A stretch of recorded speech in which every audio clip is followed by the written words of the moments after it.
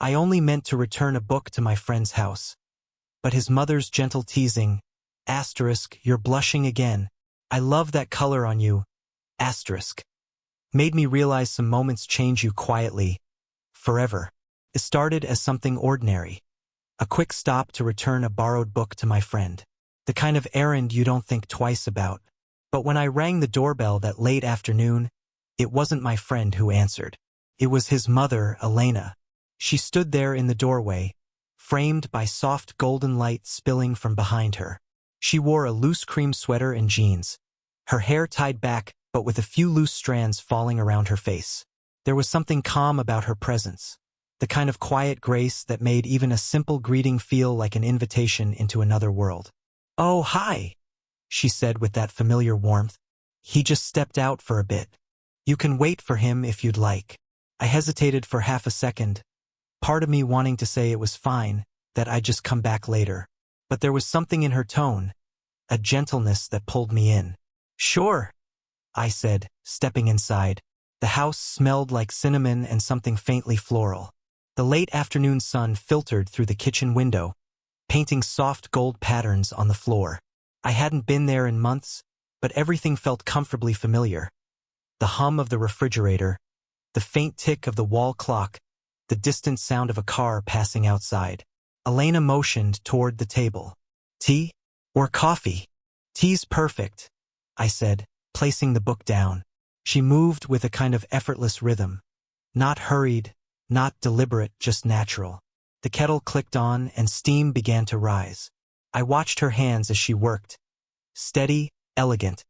A silver ring glinting briefly as she stirred in honey. "How's school treating you?"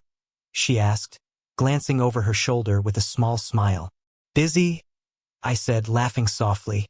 "Mostly just trying to keep up." "You always did have that restless look about you," she teased. "Like you're halfway somewhere else, even when you're right here." Her words caught me off guard. Not because they were teasing, but because she noticed. Really noticed. Most people didn't. When she handed me the cup, her fingers brushed mine for just a moment. It wasn't deliberate, at least I don't think it was, but it sent a quiet rush through me all the same. I tried to ignore it, focusing instead on the tea's warmth seeping into my palms. We sat across from each other in easy silence, broken only by the faint clink of the teaspoon against ceramic. Every so often, I'd catch her eyes on me. Not staring, but watching, as if reading something in my face I wasn't sure I wanted found. Outside, the wind moved through the trees, scattering light and shadow across the kitchen floor. Inside, the air felt charged with something unspoken. Not tension exactly, but awareness. And somewhere in that stillness, I realized I wasn't just waiting for my friend anymore. I was waiting for something else. Something that began the moment she smiled and said, "You can stay a while." Elena sat across from me at the kitchen table, the sunlight now softer, fading into a mellow gold that slipped through the lace curtains. She had made herself a cup of tea too, though it seemed she was more interested in talking than drinking it. "You've grown quieter," she said after a while, her tone casual, teasing. "You used to talk my ear off whenever you came over." I looked up, a smile tugging at my lips. "Guess I ran out of things to say." She tilted her head slightly, studying me with that gentle curiosity she had. The kind that made you feel seen in a way that was both comforting and unsettling. "I don't believe that for a second," she said, her voice soft but amused. "You've just learned to hide what you're thinking." I chuckled, unsure what to do with my hands. "Maybe I've learned that silence is safer." Her smile widened, and for a moment she looked almost younger, lighter. "Safe is boring," she said, leaning back in her chair. "Besides, you always blush when you're hiding something." I blinked, caught off guard. What?" She laughed quietly, a warm, melodic sound that seemed to ripple through the room. "You do. Right now, even. See?" I could feel it, the warmth creeping up my neck, into my cheeks. I tried to look away, but she had already caught me. Her eyes softened, amused but not mocking, as she leaned her chin into her hand. "You're blushing again," she said, voice dipping into something almost tender. "I love that color on you." Time seemed to pause there, just a heartbeat of silence between us. Her words weren't flirtatious, not really, but there was something in them. Sincerity, playfulness, and an undercurrent neither of us could name. I laughed softly, trying to defuse the moment. You say that like it's something I can control. Well, she said, eyes glinting. Some things aren't meant to be controlled. For a few seconds, we just looked at each other. And in that quiet, something subtle shifted. The light had dimmed enough that the room felt cocooned, the rest of the world falling away.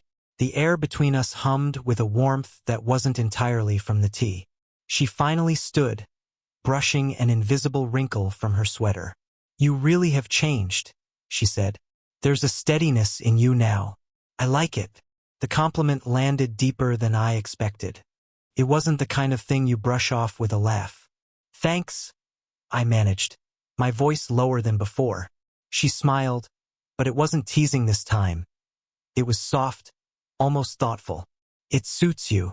As she turned to rinse her cup, I caught a glimpse of her reflection in the window, the soft line of her jaw, the way the evening light kissed her skin. I couldn't help wondering if she knew how easily she could undo me with just a few words. And when she glanced back over her shoulder, eyes warm and knowing, I realized she probably did. By the time we stepped outside, the day had begun to cool.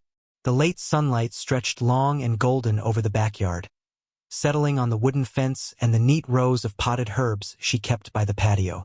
Elena carried both our cups, setting them down on the small table between the chairs. Here, she said, gesturing for me to sit. It's too nice to waste indoors. I took the seat across from her. The air smelled faintly of citrus and fresh-cut grass. Somewhere down the street, a lawnmower hummed, low and steady. But here in her garden, everything felt still, as if time itself had decided to slow for us. For a while, we talked about small things, work, family, the book I'd returned. Her laugh came easily, and I found myself chasing it with small stories and jokes, just to hear that sound again. When she smiled, it reached her eyes, and I could almost forget the small ache that lingered in her expression whenever the conversation drifted toward memories of her son or the years that had passed too quickly. At one point, she leaned back in her chair, looking at the fading sky.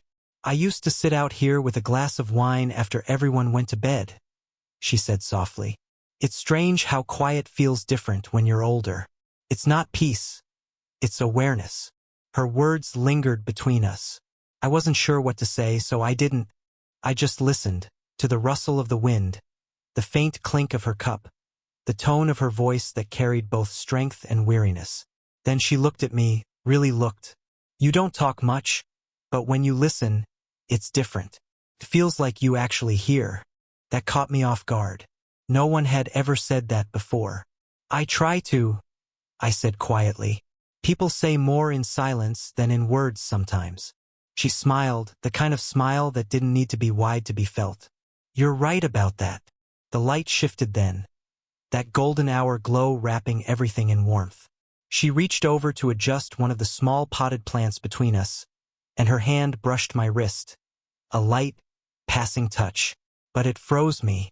Her skin was soft, cool from the breeze, and for just a second, her fingers rested there before she withdrew them. She didn't comment, and neither did I. But something in that small gesture deepened the quiet. It wasn't awkward, it was electric, charged with unspoken curiosity. We sat like that, saying little, watching the sky change color. The cicadas started to sing somewhere nearby, their rhythmic drone blending with the soft exhale of wind through the trees. When she finally spoke again, her voice was barely above a whisper. I forget sometimes what it's like to have someone really notice the moment. I turned to her, catching the faint smile playing on her lips, the evening light soft against her face. Then maybe, I said, we should notice it a little longer. She looked at me for a long moment, and in her eyes, I saw the first quiet spark of something neither of us had planned for. Not long after the sky dimmed, a low rumble of thunder rolled in from the distance.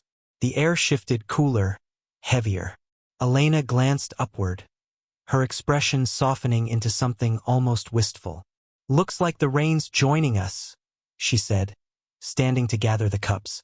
Come on, before we both get caught in it. We stepped back inside just as the first drops began tapping against the windows. She set the mugs in the sink and turned to me with that calm, collected air she always carried. You might as well stay until it passes, she said. No sense in getting soaked. I nodded, grateful for the excuse to remain. The house was quieter now, the kind of quiet that feels alive. The faint scent of rain drifted through the open window, mingling with the subtle sweetness of vanilla from a candle she lit on the counter. The soft flame flickered, casting little golden ripples across the kitchen walls. Elena disappeared for a moment, returning with a thick photo album tucked under her arm. If we're trapped, we might as well entertain ourselves, she said with a smile. She placed it on the table, brushing a bit of dust from its cover. It was old, the kind of album filled with printed photos, edges worn from years of turning.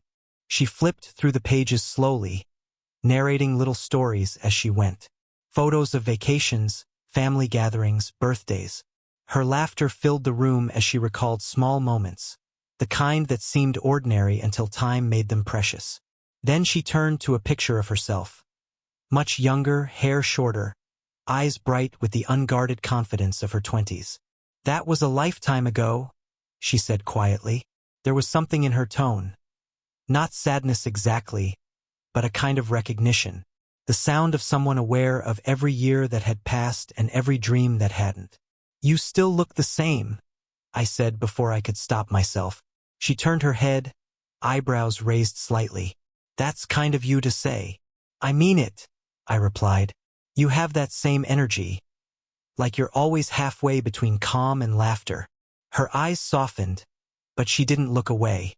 The candlelight danced across her face, the faint lines near her eyes, the quiet strength in her gaze. You notice too much, she said finally. I think I just notice what matters, I said. Her lips parted slightly, a silent breath caught between us. Then she smiled, small, knowing, a little bittersweet. When I looked back at the album, I felt her watching me. And when I finally glanced up, she didn't pretend otherwise. Her eyes met mine with that teasing glint again. You really do blush every time I look at you, she said softly. My pulse quickened. I tried to laugh, but it came out uneven. You say that like it's a bad thing.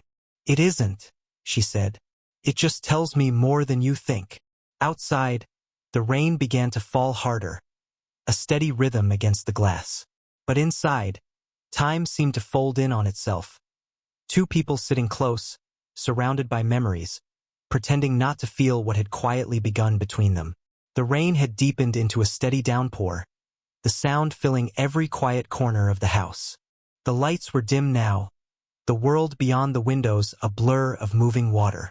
Elena lit another candle, taller this time, and set it on the kitchen table. The soft, amber glow touched her face, catching the edges of her expression like brushstrokes of warmth against shadow. For a while we didn't speak. There was no need. The rhythm of the storm became our conversation. The hush between thunder, the distant pulse of rain against glass. I sat across from her, tracing the rim of my cup with my thumb, not sure whether to break the silence or protect it. She was the one who did. You ever notice how storms make everything feel closer? She asked quietly, almost to herself. Like the world gets smaller, more honest. I nodded. Maybe it's because there's nowhere to hide when it rains like this. She looked up, her eyes finding mine. You're right about that. There was a pause. Then she smiled faintly. I used to love the rain when I was younger. It felt romantic somehow. Like something could change just because the world slowed down for a while. Her voice softened on that last line, and I felt the weight of it settle between us. What changed? I asked. She let out a breath that was half a sigh, half a laugh. Life, I guess. You start caring about things you never used to, what people might think, what's appropriate, what's expected. She stirred her tea, the spoon clinking softly. And before you know it, you stop letting moments happen. Her words landed somewhere deep in me. Maybe it was the way she said them, not bitterly, but as someone who'd simply grown too aware of her own heart. I leaned forward slightly. I don't think that's true for everyone. She met my gaze, her expression unreadable. No, no, I said. Some people still notice things others miss.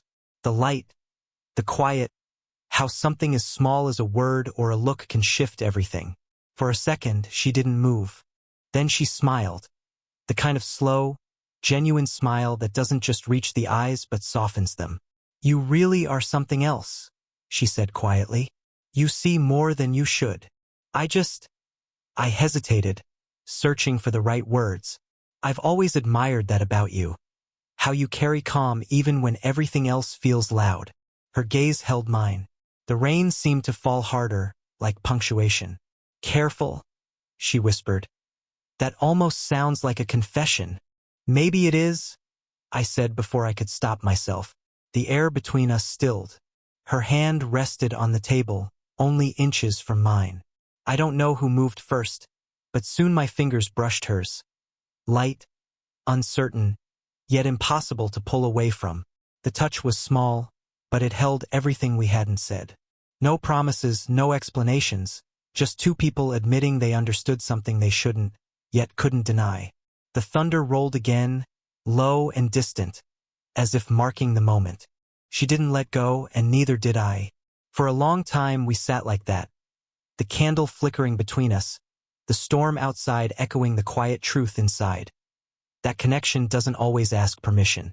Sometimes it just arrives, as gently and completely as rain.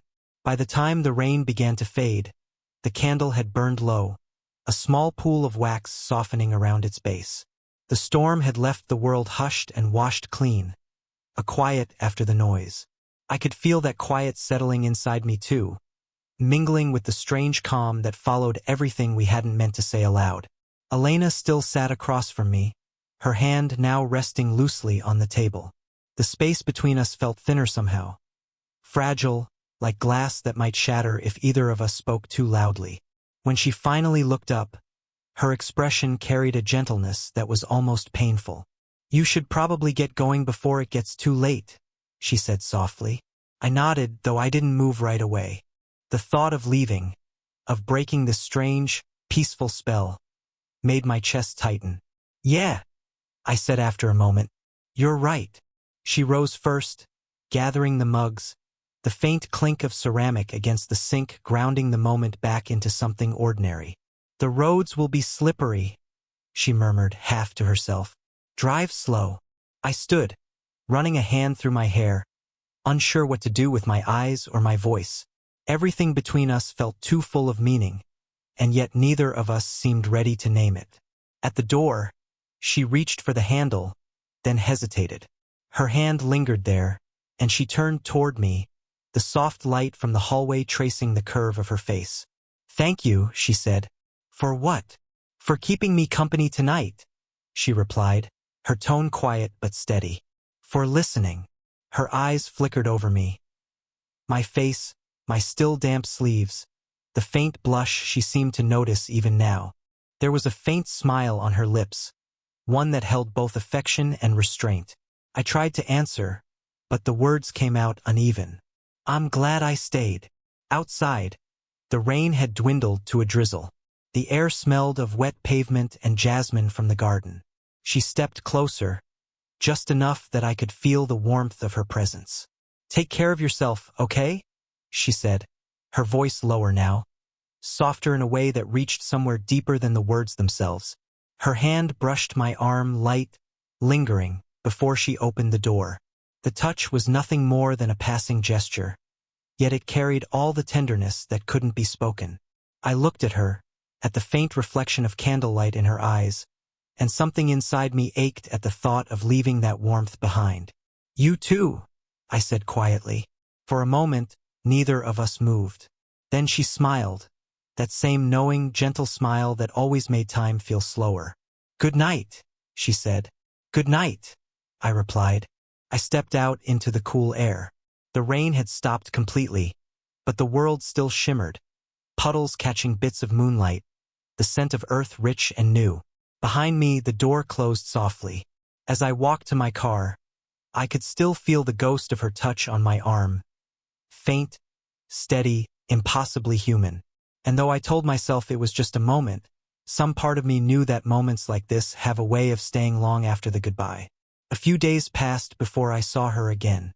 The rain had given way to clear skies, and the town looked brighter, washed, renewed, as if the storm had rinsed away a layer of time. I wasn't expecting to see Elena. I hadn't planned to. Yet there she was, standing outside a small cafe downtown, holding a paper cup and talking to someone she knew. For a moment I just watched from across the street. She looked lighter somehow, her hair loose around her shoulders, the sun catching its copper strands. Her laughter carried faintly over the sound of passing cars. The same quiet, genuine laugh that had once filled her kitchen.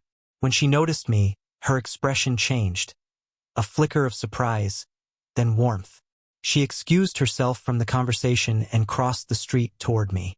Each step felt deliberate, unhurried.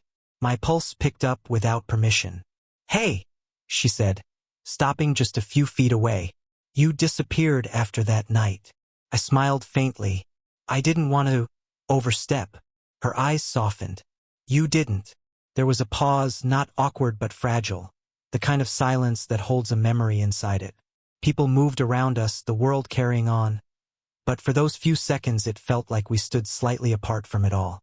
She tilted her head, studying me the way she always did, like she was trying to read something between my words.